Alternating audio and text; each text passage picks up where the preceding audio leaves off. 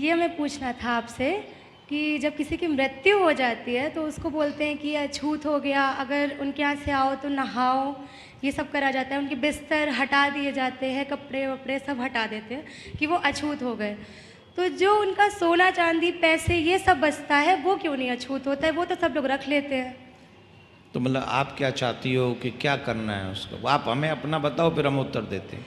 तो महाराज जी मतलब वो भी तो अछूत हो गया ना, वो भी तो उनका छुआ हुआ है। क्या?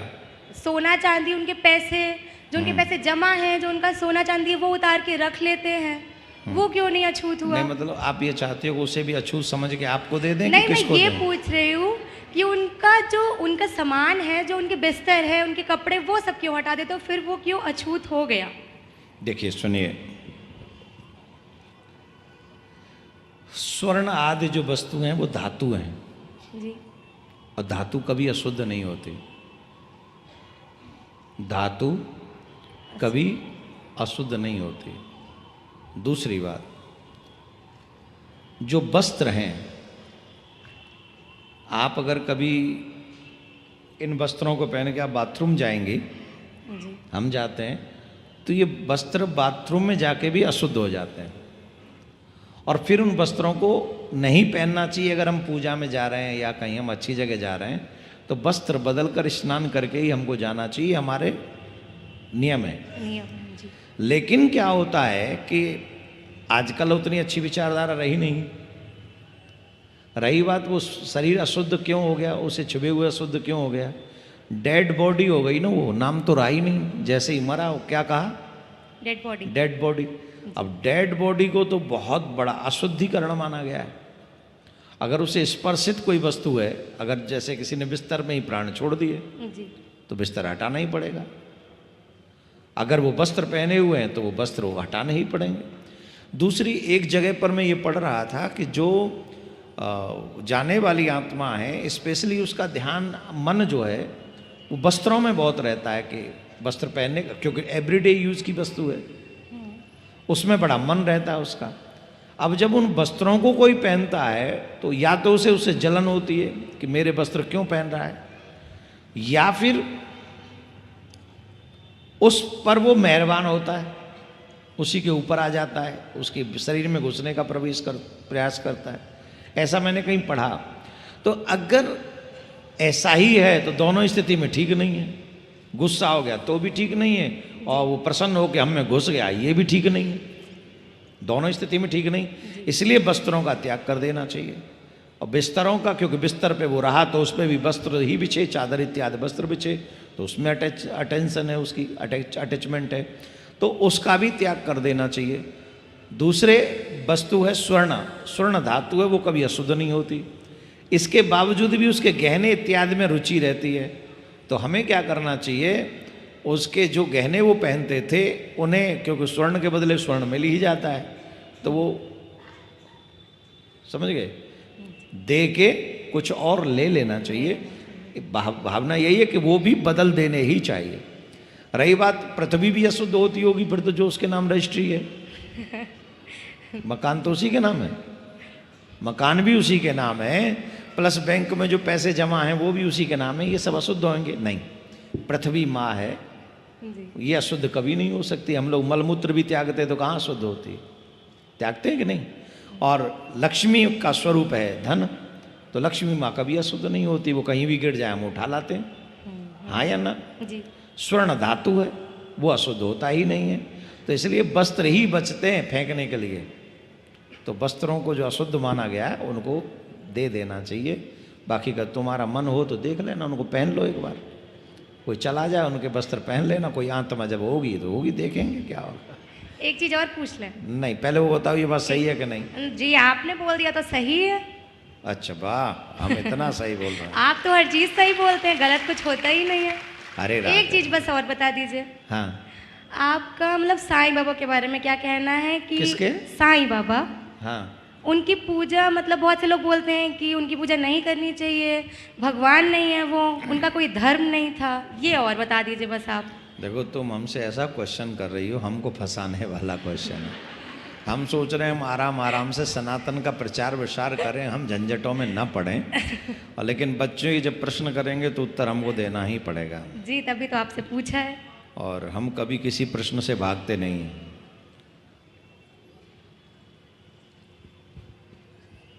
शंकराचार्य भगवान स्वरूपानंद जी महाराज, जैसे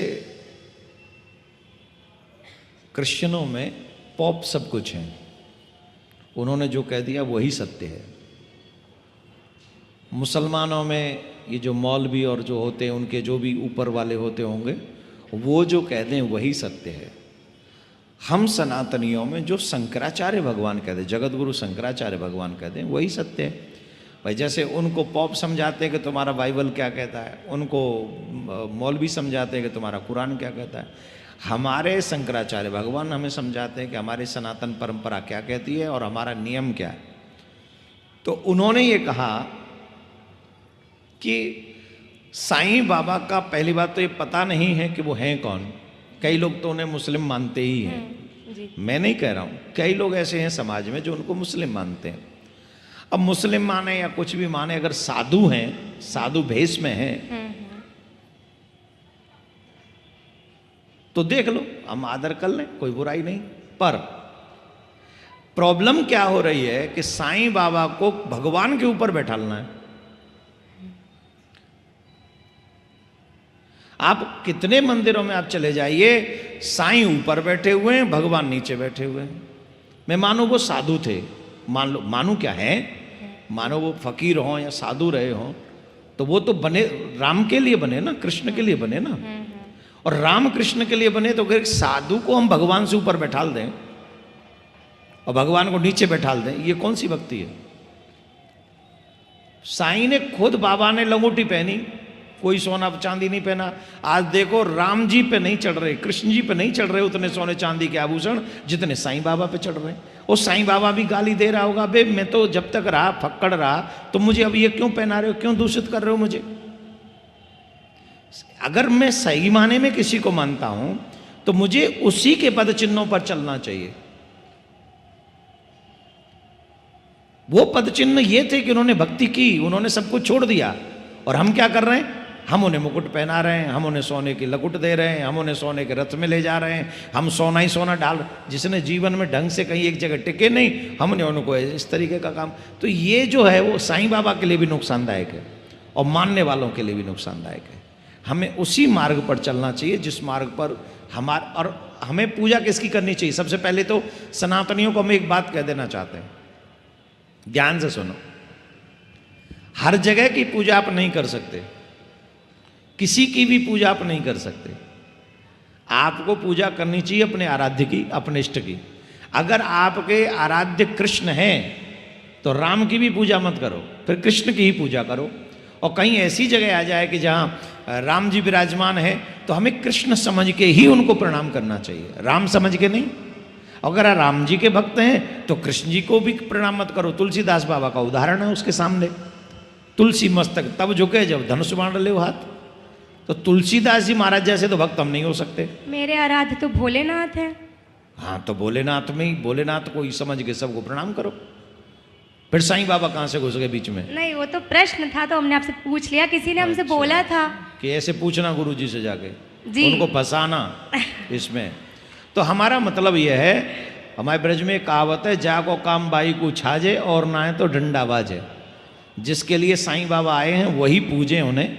हमारे लिए तो राम आए, हमारे लिए कृष्ण आए, हमारे लिए शिव आए, हमारे लिए हनुमान आए, हमारे लिए देवी आई, हमारे पास बहुत है, हमारे पास कोई कमी नहीं है। और एक और बात बता दें, जो बहुतों की पूजा करते हैं वो व्यभिचारिणी भक्ति करते हैं। जो बहुतों की पूजा करते हैं वो व्यभिचारिणी भक्ति करते हैं, और व्यभिचारिणी भक्ति पे कल्याण नहीं हो पाता है। फिर आखिर में आएगा कौन? निष्ठा तो एक में किसी में है ही नहीं, तो लास्ट में कौन आएगा हमारा कल्याण करने के लिए? तो अगर हमें कल्याण चाहिए तो केवलम, जो कृष्ण ने गीता में कहा है, माम एकम एकम शरणम ब्रजः, मेरी शरण में आ जा, मैं कल्याण कर दूंगा। तो एक को ही मानो, एक है साधे सब सदे, सब साधे सब जाए। तो इसलिए राम कृष्ण बाबा भोलेनाथ इन सब की पूजा आप लोग करते रहें। बाकी सबको संत रूप में माने, मैं ये नहीं कह रहा कि उनका अपमान करो, संत रूप में मानते रहें। राधे राधे।